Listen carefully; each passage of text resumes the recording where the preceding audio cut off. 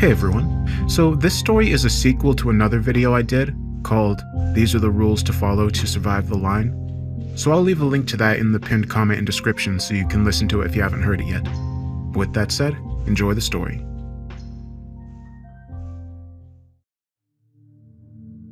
I don't know how long I was held in my watery prison. A month, a year, a decade? There was no way for me to measure time. 2 years before my death, I committed a terrible crime, and now I was suffering an ironic punishment, courtesy of the demon being who controlled this hellish realm. I'd been subjected to their twisted test, but the results were inconceivable. And so, I'd been sent here to a sealed car at the bottom of a dark lake, left to rot while they considered my fate. I'd done everything I could think of to escape this hell, kicking against the windshield until my legs ached, attempting to tear through the upholstery on the back seat and trying to dismantle the car's interior with my bare hands. I worked frantically for hours until my hands were raw and bloody, but then I blinked, and everything was back to the way it was. I tried to end it all on a couple of occasions, smashing my head against the dashboard as I sought to crack my skull open, but it didn't matter how severely I injured myself. The same thing happened every time. I could not die. And whenever I regained consciousness, all my injuries were miraculously healed. They say hell is other people, but for me it was the tedium and loneliness. In the end, I gave up on all attempts at suicide or escape, and all I had was my thoughts. I don't know how long it took for my sanity to go. I would stare into the dark waters for hours or even days on end, and I started to see things.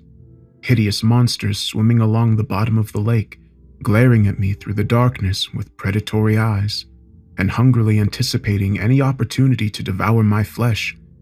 There were times I would have gladly allowed the beast to end me, but the glass between us was impenetrable.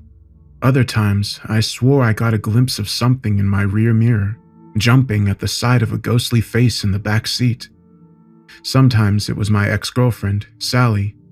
Other times my victim Milo, and on occasion I saw the dark-suited demon who had banished me here, an entity with swirling, vortex-like eyes who scared me more than any other horror. Was I going mad, or were the demons just messing with me? I couldn't tell, and ultimately I hardly even cared. All I wanted was for this hell to end, but as time passed, I began to lose hope, fearing that the demons had forgotten about me, and I'd be trapped here for all eternity. Therefore, I can't tell you the shock I experienced when, with the mere blink of an eye, I was transported to another place. My heart jumped when I looked through the cracked windshield and saw the road ahead. I was still in my car, but the vehicle was no longer at the bottom of that cursed lake. Instead, the car was on an abandoned, narrow road at night, surrounded by darkened forest on either side, with the only illumination coming from the vehicle's headlights. I panicked, fearing I would drive off the road and into a tree, but nothing happened when I grabbed hold of the steering wheel and put my foot down on the brake. I had no control over the vehicle, which appeared to be self-driving.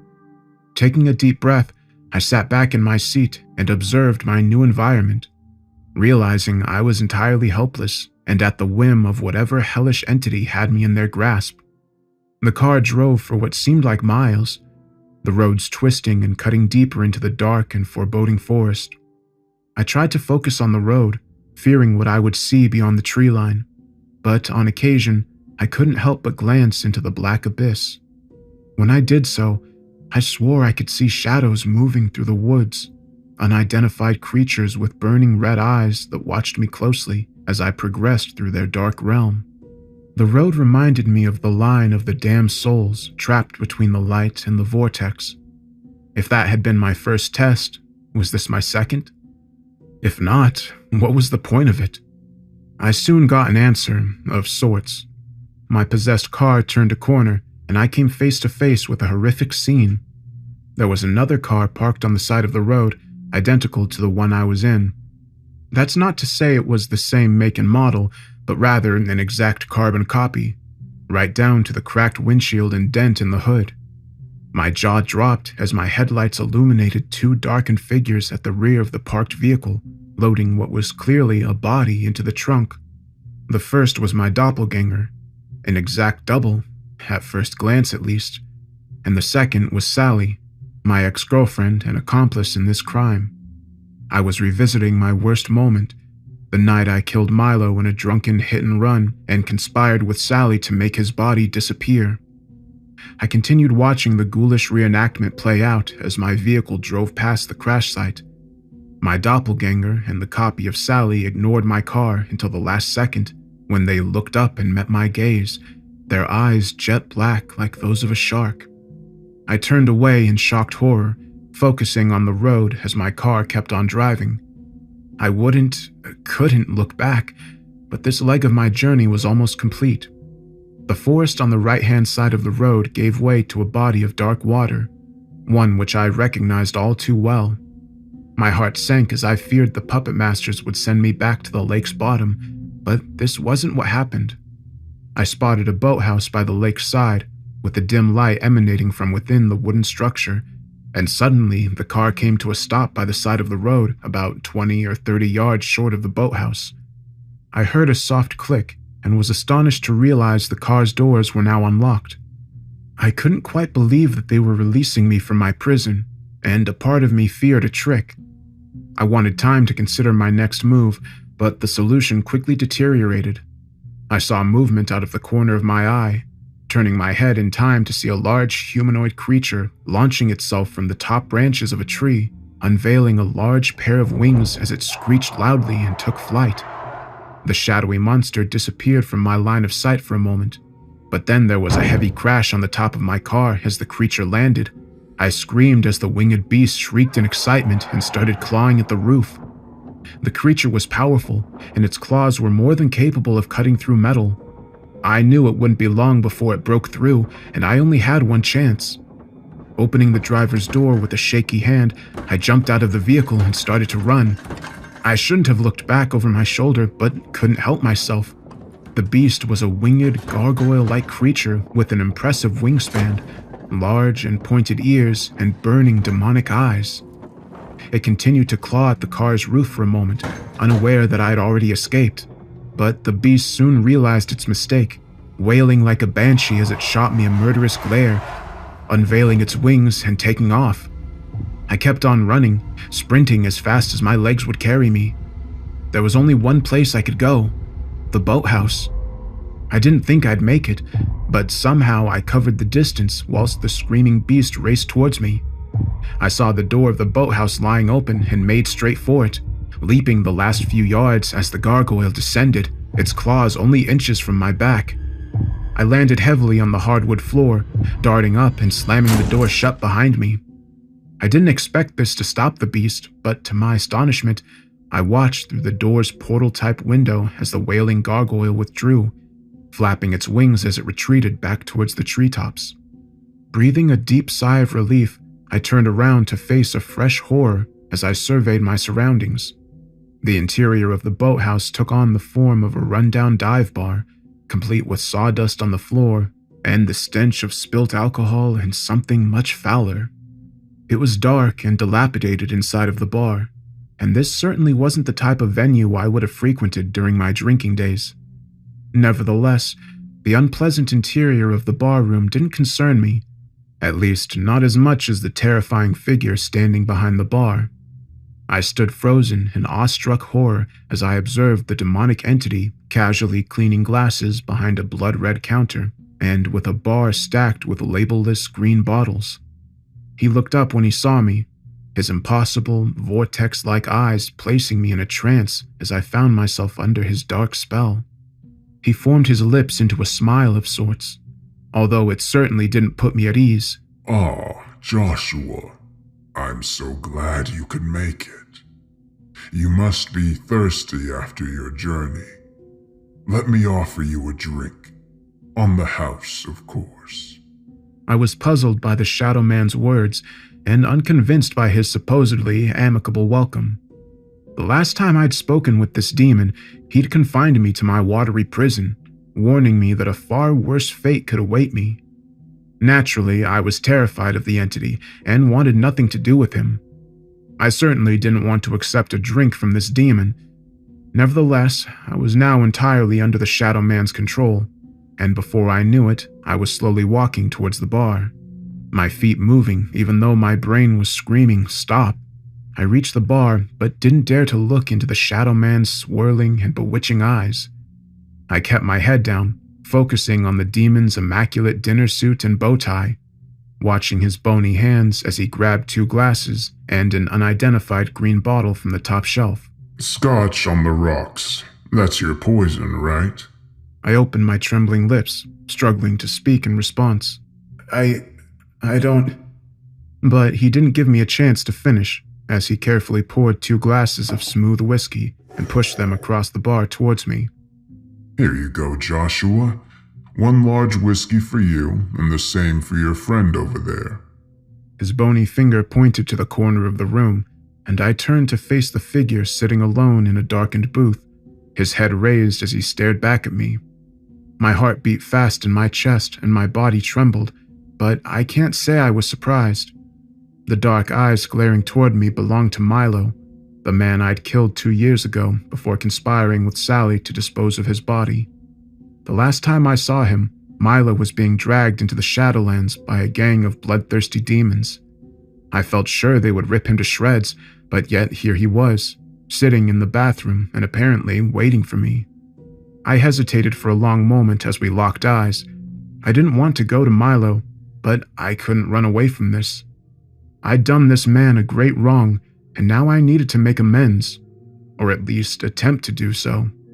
I took a deep breath, putting my head down as I walked across the sawdust-covered floor, my hands shaking as I struggled to keep hold of the 2 glasses. As I got closer, I could see Milo's mangled face, his forehead still covered in dried blood as it had been the last time I saw him. When Milo previously confronted us in the line, he'd attempted to throttle Sally and me in a mad fit of rage. I wondered whether he still desired revenge against me. I couldn't blame Milo if he did, but there was no way of predicting the ghoul's intentions from his cold, emotionless eyes. I stood over the table for a long moment, meeting his gaze and resisting the urge to recoil in disgust at his gruesome injuries. The tension was almost unbearable, and I found myself unable to speak. In the end, it was Milo who broke the silence. "Take a seat, Joshua." He pointed to the wooden bench on the opposite side of the table. I hesitated for only a second before sitting down and placing the 2 glasses on the table. Milo nodded his head before using his twisted right hand to awkwardly pick up his glass and hold it aloft. "Now then, Josh, how about taking a drink with me?" My jaw dropped as I looked down at the glass before me, feeling sick as I smelt the strong brown liquor contained within it. I glanced up at Milo's dead eyes, shaking my head vigorously as I sputtered out my response. I don't drink, Milo. I gave up after." "What? You gave up the booze after killing me while drink driving? Well, that hardly matters now, does it?" I broke eye contact with the ghoul, struggling to control my emotions as I continued staring at the glass. I can't." "I'm afraid I must insist, Joshua." I looked up and saw his pale and emaciated face twisted up in anger. I knew from the previous experience how quickly Milo could lose his temper, and so submitted to his wishes, grasping my glass with a shaking hand and raising it up to meet that of my unlikely companion. "Cheers!" Milo exclaimed more amicably as he clinked his glass against mine. I watched as he downed his drink, pouring it down the gaping black hole that was his mouth. I paused for a second before following suit, coughing as the hard liquor forced its way down my throat. But then something extraordinary occurred. I felt a raw energy flowing through my veins, a burst of adrenaline which cut through my dread and gave me a renewed confidence and hope. And then I looked across the table and saw Milo transformed. He was no longer a mangled, walking corpse. Instead, Milo was restored to his former self, the young, vibrant man he'd been before the accident and his untimely death.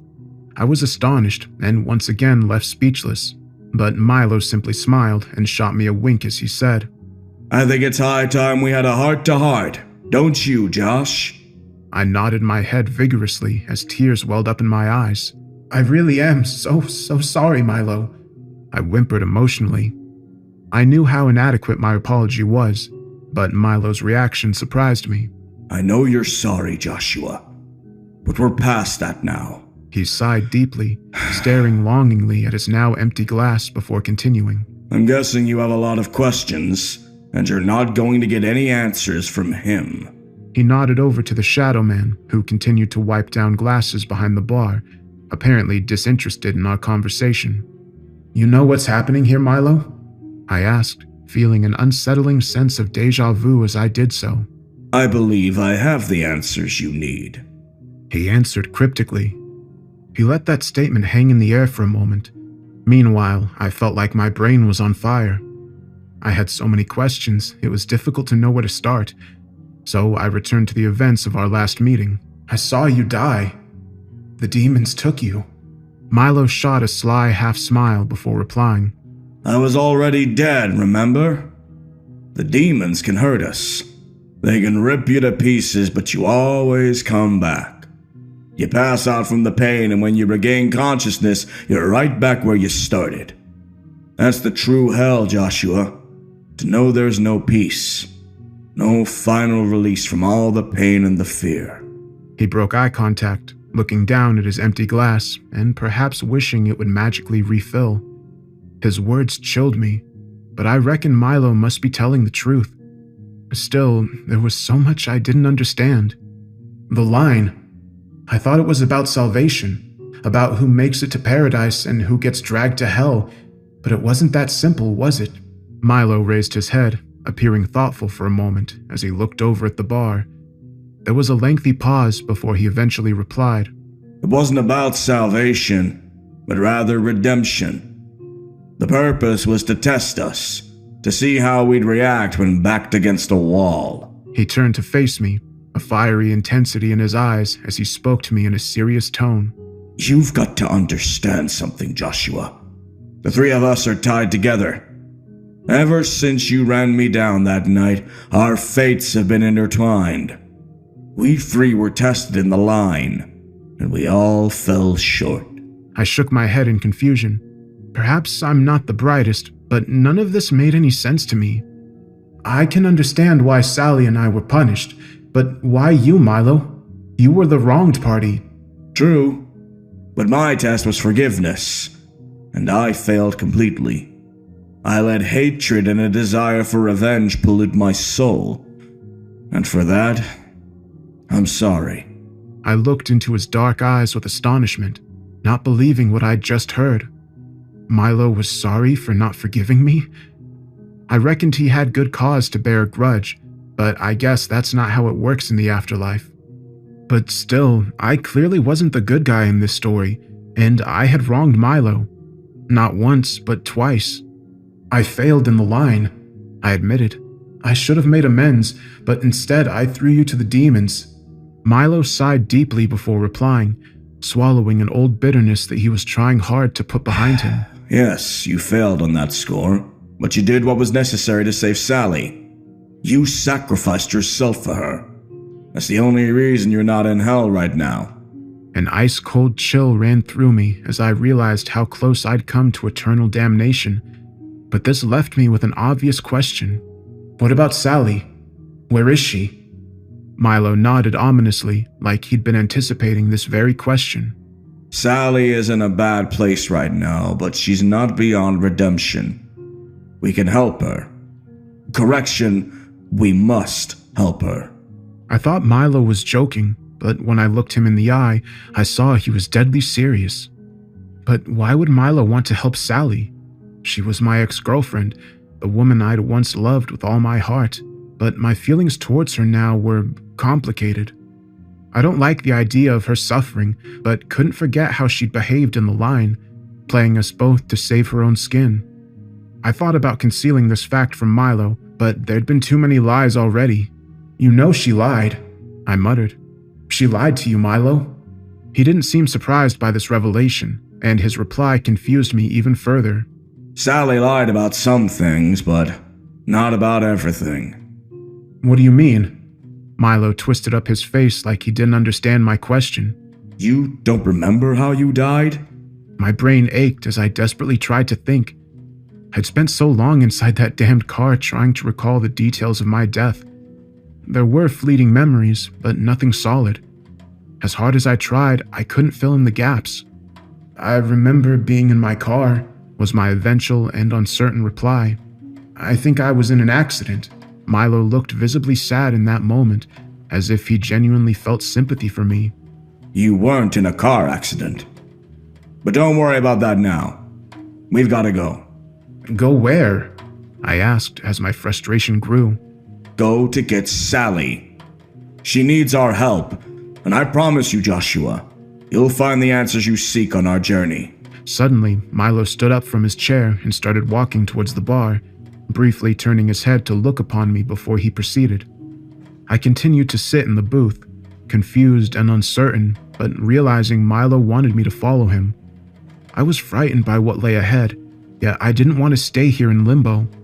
I cast a glance towards the Shadow Man, avoiding the swirling orbs he had in place of eyes. I didn't know whether I could trust Milo, but I sure as hell didn't want to stay here with him. And so I stood up on shaking legs and cautiously followed in Milo's footsteps. I deliberately avoided the Shadow Man's gaze as I walked, but noted how he casually returned to the menial task of wiping down the bar top while seemingly ignoring us both. But as Milo and I passed the bar, he called out amicably to us, saying, "Good luck, gentlemen." Milo made for the back exit behind the bar, placing his fingers on the door handle before turning his head to face me, his expression still deadly serious as he delivered a stern warning. Just remember one thing, Joshua. We have a specific mission and we can't get distracted. We are both tied to Sally and she's the one we're going in to save. We'll encounter other lost souls during our odyssey, just like we did in the line, but we can't save them. They're all fighting their own battles and will find their own way in the end. Understand? I nodded my head, even though I didn't fully comprehend the rules. I didn't know what lay ahead of me, but had little choice but to follow Milo's lead. We exited through the solid oak door and were instantly hit by a stifling heat and a heavy rain which fell upon our heads. It was still nighttime, but the vast body of water before us was dimly illuminated by the pale moonlight. But what drew my attention was the substantial island which sat to our north, upon which was built a medieval castle with high defensive walls and a round tower easily 100 feet in height. I stared at that distant tower for a long moment, focusing on a dim light in a high-up window. I can't quite describe my feelings as I looked upon that burning light. I'd been in many tough spots and witnessed many horrors, but I sensed there was an absolute evil inside of that tower, a monstrosity beyond my meager imagination. And it was watching us. I don't know how I knew this, but somehow I did. This dark entity was closely monitoring our progress through its realm, and it surely didn't welcome our presence here. I stood frozen under the biting rain, unable to divert my gaze from the ominous tower.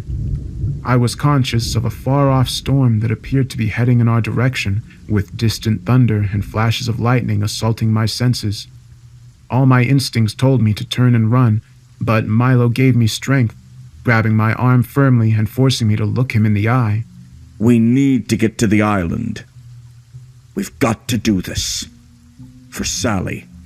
For Sally, I repeated uncertainly, as I looked away from the horizon and followed my unlikely ally down the slope leading to the lakeside. I saw a jetty leading out into the dark water. It appeared all too familiar, but I tried not to dwell on this. At the end of the dock was a small rowboat piloted by a dark figure, clad from head to toe in black robes, his face hidden by a hood which covered his head. Milo walked down the jetty and towards the waiting boat, but naturally I hesitated, glaring suspiciously at the hooded figure as I questioned his intentions. Milo turned to face me, visually sighing as he noted my hesitation. Come on, man, he exclaimed, raising his voice to be heard over the downpour. This is the only way to cross the water. I took a deep breath before proceeding. We took our places on board the small boat, and I tried my hardest not to look at the hooded pilot as we cast off. I dreaded to imagine what he had hidden underneath his hood. I don't know how the boat propelled itself. We weren't rowing, and there was no visible engine, but yet we moved steadily across the dark lake, slowly getting closer to the cursed isle. The lake's surface was bombarded by raindrops, but otherwise the water was still, at least at first. I looked down at the dark water and saw the first ripples. As yet unidentified creatures began to rise from the depths. I gasped when I saw the first of them. A rotting corpse, somehow still living despite the skin and flesh falling from its body. The zombie-like creature stank to high heaven, its dead eyes full of rage and hunger as it focused upon our boat and ferociously swam towards us. I feared what the ghoul would do to us, but a moment later, a second corpse broke through the surface, promptly attacking the first. Soon, the two zombies were tearing at each other with their bare hands and nails, roaring like wild animals, then slowly dismembering each other until the rotting remains sank beneath the surface. This scene was soon replicated across the lake and on all sides of our little boat as dozens of zombies emerged and violently fought against each other, ripping bodies to shreds and filling the lake with blood. A few managed to fight their way through the scrum of bodies, desperately approaching our boat with their arms outstretched, but our hooded pilot soon saw them off, hissing and scaring the dead, forcing them back under the water. After a while, I no longer feared the zombies. Instead, I pitied them. But I remembered Milo's words.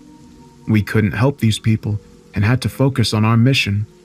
Thankfully, we soon navigated through the lake of the dead, although our situation certainly didn't improve once we reached the island.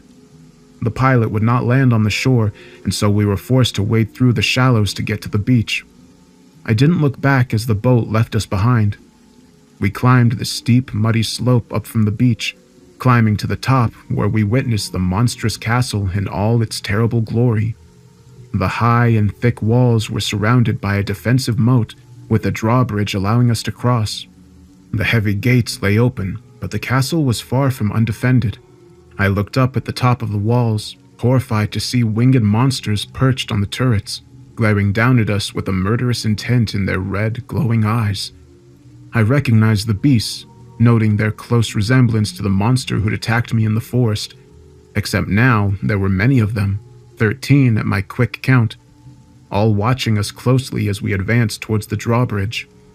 As always, I followed Milo's lead, but I sensed that he too was scared, noting how his body trembled as he avoided looking at the gargoyles. We reached the drawbridge and began walking across, our boots thumping on wooden planks as we struggled not to slip on the soaking wet surface. I made the mistake of looking down into the deep moat. In the dark waters below, I saw snapping beasts, trapped predators who surely sensed our presence above them, no doubt hoping Milo and I would slip and fall so that they could feast upon our warm flesh. But the unidentified monsters at the bottom of the moat weren't our primary concern. We were halfway across the bridge when we heard a terrifying screeching from above us.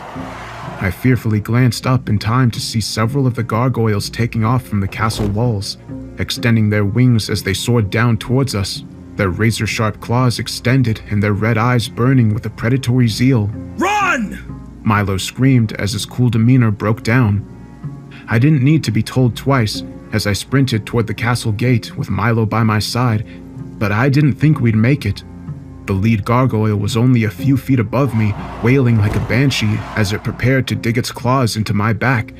But suddenly I saw a projectile flying through the air, turning to watch as the bolt hit the winged monster in its right leg. The gargoyle shrieked in pain, abandoning its attack as it retreated, flying upwards and back to the safety of the battlements above. A moment later, and a second bolt was fired, striking another monster and penetrating its pale flesh. Before long, all the gargoyles were retreating, abandoning their assault under fire. I turned my head, looking back across the moat to see our savior. The figure illuminated by the moonlight was instantly recognizable, even though he had taken on a different form. The vortex-like orbs he had instead of eyes were a dead giveaway. It was the Shadow Man, except he'd now traded his tuxedo for a suit of armor and his bar rag for a crossbow. He nodded at me as he lowered his weapon, and I nodded back in thanks. Although, in truth, I was very confused. For so long, I believed this entity was my enemy, committed to punishing me for my sins, but now he'd saved us both. I looked to Milo, and I guess he read my mind, because he promptly offered me an explanation. He offers us protection, but it has its limits. We're permitted entry to the castle, but we'll need to work quickly. If we can't save Sally in time, all three of us will be trapped here forever. I stared at Milo in astonishment. How could he have kept this from me? What else did he know that he wasn't telling me? I was angry and scared, but also filled with a fiery determination.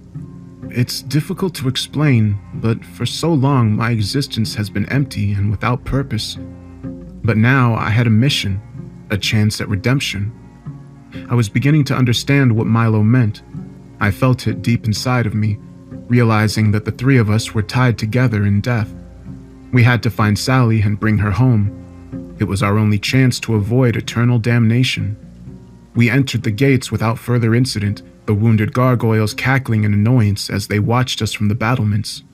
Once again, Milo led the way as he negotiated a series of narrow, twisting alleyways and advanced further into the castle's interior. My companion knew the way, and so I assumed he'd been here before. But Milo was clearly far from comfortable in this environment, his cool composure now gone as he frantically darted from shadow to shadow in an attempt to remain unseen. I followed his footsteps, noting how the rain had become even heavier, to the point where it physically hurt when it hit my skin. The storm was closer now too, with the din of thunder near deafening and the lightning temporarily illuminating the tight alleyways before they returned to darkness. I occasionally glanced upwards at the foreboding tower which dominated the skyline, but I couldn't bear to look upon it for long. I could only hope that the evil which dwelled within was incapable of leaving, but the intensity of the weather and urgency of Milo's actions were concerning to say the least. But before long, we emerged into an avenue at the foot of the tower and witnessed a horrifying scene. As the rain poured down, a line of lost souls trudged grimly through the puddles, clad in soaked rags. Their feet were bare and bodies emaciated. All their heads were down, and not one of the damned souls spoke or even acknowledged our presence in their hell. There was an obvious difference between this and the one I'd previously experienced. All of the souls were moving constantly, albeit slowly, but they were literally going nowhere. The damned slowly walked the cobblestones of one side of the street before reaching the end of the cul-de-sac, at which point they turned around and walked down the other side, turning again before repeating the process. They were walking in a circle and seemed to have been doing so for a long time. The waterlogged cobblestone street was surrounded on three sides by stone houses with open, glassless windows. At the far end, dominating the entire avenue, was the round tower, home to God knows what. I shouldn't have done so, but I cracked my head upwards, looking to the flame burning on the top story of the tower. I only looked for a second, but observed a dark figure staring down at me. Its appearance was little more than a shadow set against a burning torch, but the mere sight of this entity provoked a chilling, primal terror deep within me. A fear which paralyzed me until Milo shook me back to reality, forcing me to look away. Don't do that! He screamed frantically, his eyes filled with something close to madness. Don't look at it! Not even for a moment! We joined the line, pushing in between two damned souls who did not object, but as we passed by the row of stone houses, we bore witness to the true horror. Inside each small stone house, visible and exposed through the open windows, were blood-stained torture chambers filled with screaming, moaning victims. I saw naked bodies strung up by chains, strapped down to racks, and forced into iron maidens and other vile torture devices. And the torturers were foul demons, snarling, pale-skinned humanoids with hateful eyes and sharp claws that they gleefully used to slice into flesh and bone, cutting deep into their screaming victims without even a hint of mercy. I looked into the bloodshot eyes of the torture victims and saw nothing but pain, fear, and madness. I thought about trying to help them, but knew I couldn't. Milo had been clear on this, and so I looked away, trying in vain to ignore the screams and the awful sound of claws cutting through flesh. We joined the grim procession under the heavy rain as the thunderstorm closed in around us. We walked around in a circle 5 times, my nerves on edge as I felt myself slip to the edge of madness. I wondered why the others continued this endless, pointless march, but then I discovered why. Suddenly, just in front of us, one of the damned collapsed, crying out as he dropped to his knees. I can't take it anymore! He screamed whilst looking up into the storm clouds, but there was no mercy in this realm. The line was held up behind him, but not for long. I saw a burst of movement in the corner of my eye, turning in time to see a demon reaching out through the open window and grabbing hold of the man, digging its claws deep into his flesh. No, please, God, no! The victim screamed, but it was over quickly. The demon dragged the screaming man, pulling him through the window and into the torture chamber, where he would surely join the other victims in eternal torment. Not a single soul in the line had attempted to save him. In fact, the damned didn't even react to his abduction. They simply walked on as if nothing had happened, trudging through the puddles with their heads down. At this point, I saw this place for the hell it was. The first line I'd walked was terrifying and violent, but there was still hope in that realm. Rightly or wrongly, those trapped there believed they could escape and reach a better place. But there was no hope in this line. Here, the damned walked in circles for all eternity without any chance of escape. They did so because the alternative was even worse. Those who fell would be dragged from the line and tortured by demons lurking inside the stone houses, subjected to pain and terror until madness overcame them. My heart sank and I felt sick to my stomach. I now knew what this place was, but didn't understand what we were doing here. I put my hand on Milo's shoulder, making him turn his head as I said into his ear, "What the hell is this? You said we were here for Sally." We are. Just wait. I was frustrated by yet another evasive answer, but trusted Milo nonetheless. It was on our 13th circle of the street that the door suddenly shot open. I saw the entrance at the far end of the avenue, noting how it was the only house on the street without windows, meaning we were unable to see whatever horrors occurred inside. I experienced a grim foreboding as we walked towards the dim candlelight coming from the tiny house.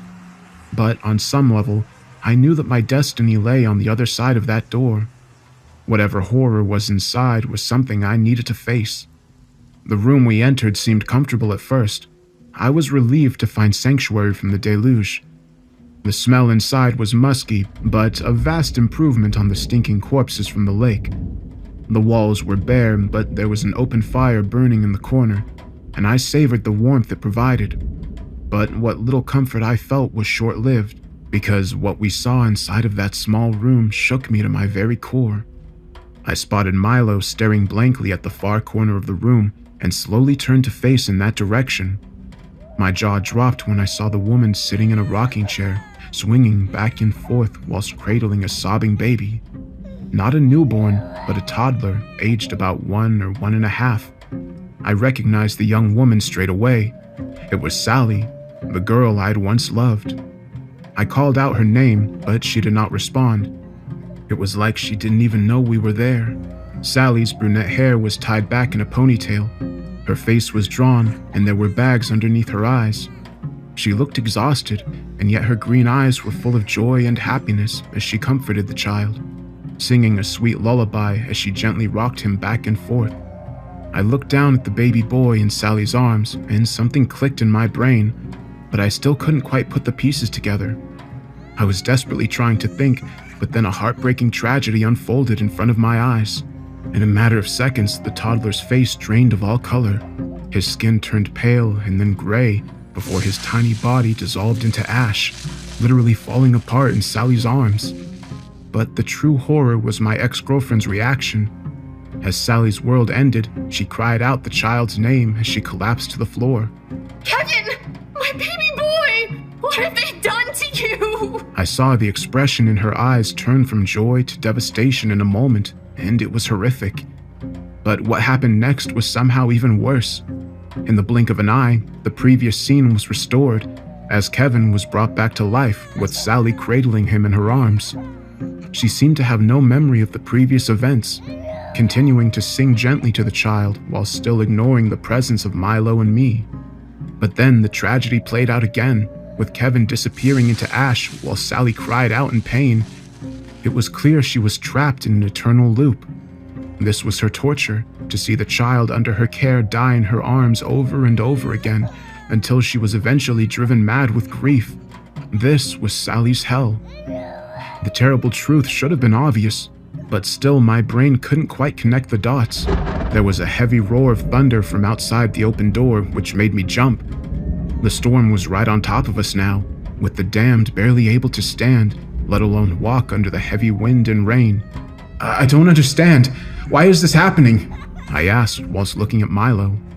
My companion lost all patience at this point, grabbing me roughly by the shoulders and shaking me vigorously as he screamed in my face. For God's sake, Joshua, we don't have time for this! Look at the child's face!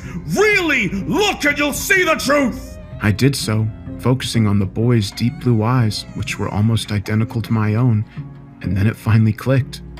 A wave of emotions and memories came flooding back, and I remembered the painful truth. Kevin was my son. Sally had left me 2 years before. Our relationship couldn't survive the shared guilt over Milo's death. She'd moved to the other side of the country and broke off all contact. The breakup was devastating for me at the time, but I did try to move on with my life. What I didn't know was that Sally was carrying my child, a son I would never meet. I now remembered the phone call I received from Sally's father one rainy afternoon. I could tell from the tone in his voice that it was bad news. Sally was dead, killed instantly when her car was hit at the intersection by a long-haul truck driver who had fallen asleep at the wheel. She was killed instantly, as was Kevin, who was sitting in the child's seat in the back. I attended the funeral, barely functioning as tears rolled down my cheeks, and I watched the 2 coffins being lowered into the ground, mother and son put to rest together.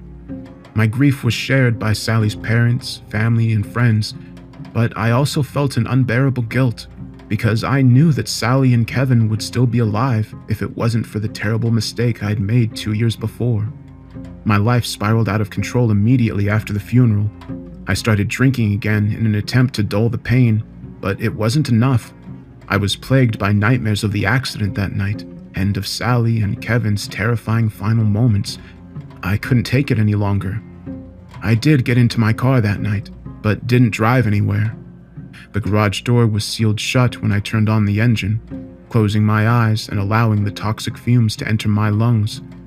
I lost consciousness and slipped into eternal darkness, waking to find myself standing in the line with almost no memory of the events which led to my death.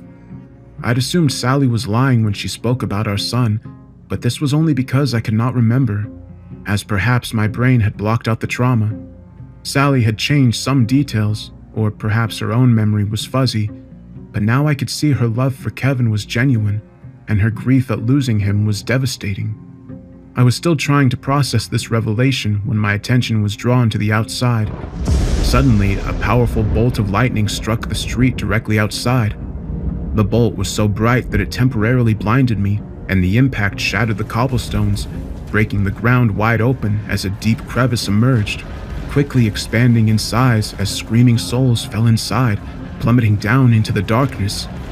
The buildings on each side of the street began to collapse as huge cracks grew, coming ever closer to the house we occupied while swallowing up everything in its path. Milo grabbed my arm so tightly that it hurt, and he screamed in my ear loud enough that it could be heard over the chaos. It's now or never, Joshua! You need to get through to her! Do it now, or we're all screwed! I nodded my head, taking a deep breath as I turned to face her. Sally was oblivious to all the chaos occurring around her, continuing to rock and sing to Kevin even as the whole world collapsed down upon our heads. Sally should have been dealt with delicately, but there was no time for this. I grabbed her roughly by the shoulders, shaking her until she acknowledged my presence. She cried out whilst grasping a tighter hold of Kevin, pulling him closer to her. She took a moment to recognize me, as my sudden appearance in her world was entirely unexpected. Joshua. She muttered weakly. Josh? Is it really you? I bit my lip, attempting to ignore the turmoil outside the door as I tried desperately to bring my ex back to reality. Yes, Sally, it's me. Now listen. Josh. She interjected, still oblivious to the situation developing around her. So sorry, Josh. I should have told you the truth. Thought I was doing the right thing, but I was wrong. She paused, looking down at the still crying toddler in her arms. Josh, this is your son. A beautiful baby boy. Masonry and debris were falling from the ceiling above us, and Milo was screaming in my ear. I had run out of time. "Sally! That is not our son!" She opened her mouth in dismay, replying angrily through trembling lips. How dare you, Joshua? How dare you say that? "Sally, we have a son, but that's not him. This is all a trick. You need to snap out of it right now." Screw you! She swore whilst tightening her grip on the baby. I'd reached the end of my tether and decided that direct action was required. It broke my heart, but there was no other choice. I reached out, grabbing at Kevin and pulling with all my strength. She reacted predictably, crying out as she desperately fought against me. No! What are you doing? Let go! But I couldn't do this. The struggle lasted mere seconds, but it seemed like an eternity. Sally fought with all her strength, but I was able to pry the baby from her arms, although her maternal screams brought a chill down my spine. I held Kevin in my arms for a brief moment before his skin went gray and his tiny body turned to ash, slipping through my fingers and falling to the ground.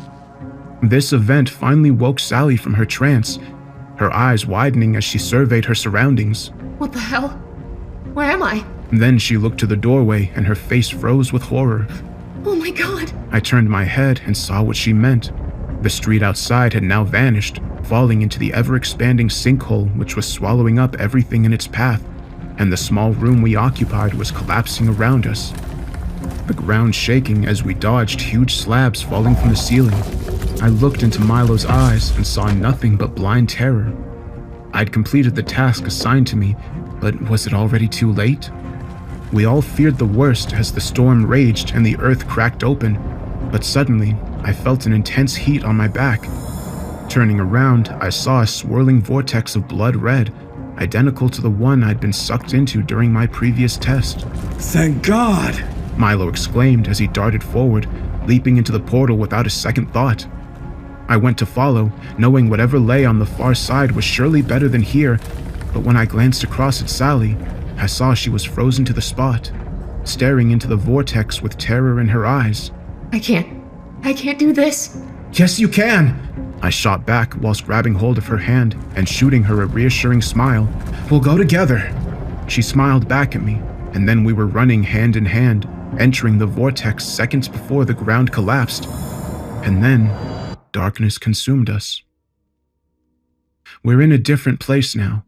Not heaven or hell, but another version of purgatory, where we must remain until our sins are absolved.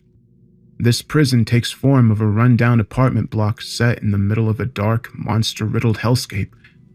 We are sealed inside of the building, and so are reasonably safe. Sally, Milo, and I are still bound together, forced to live in this tiny apartment. Our neighbors are a motley crew of bizarre individuals, all serving their own sentences for various sins committed in the mortal realm. The block warden is an odd man, helpful and friendly up to a point, although I sense a deep sadness in him and suspect he is on his own journey of redemption. This isn't a pleasant place to inhabit, and the three of us are often at each other's throats, but in a strange way, we three are like family now. And as bad as this complex can be, we know there are far worse realms we could be sent to. The Shadow Man continues to oversee us, communicating very occasionally through a one-way telephone installed in our apartment. We know there's still time to be served, and we're all willing to do so, if only because we have hope for the future. We may be dead, but we still have dreams. Milo is waiting for the wife he left behind, looking forward to their eventual reunion. As for Sally and me, our goal is to find our baby boy, to reach whatever level of the afterlife his innocent soul inhabits. When that day comes, we'll become the family we always should have been, and our past sins will be swept away.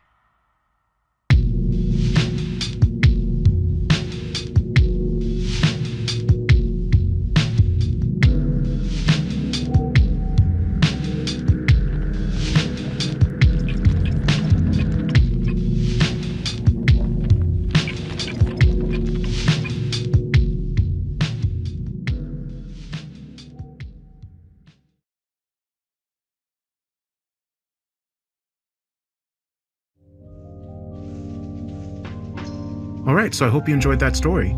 I think this was a pretty good sequel to the other one. I really like I don't really know if it's a twist, but I like the reveal that Milo was there because he failed his own test and is trying to overcome it. Because I think that forgiveness is something that a lot of us don't think about when we think about things we'll be punished for, you know? The idea that not being able to forgive something or not being able to move past something is something you'll be punished for. I also like the reveal that they actually do have a kid, and then also how this story ties into another one that I've done called The Block Warden in a Hellish Realm, or something like that. I think that's the title. I don't have the list of stories in front of me right now, so that's just going off memory. But I'm pretty sure it's tied to it, because at the end they wind up in that apartment, and that apartment sounds very similar to the one from that story with the Block Warden. But yeah, I'm really curious to see what all you think of this story. I'll be in the comments like I normally am, and I hope you have a great weekend.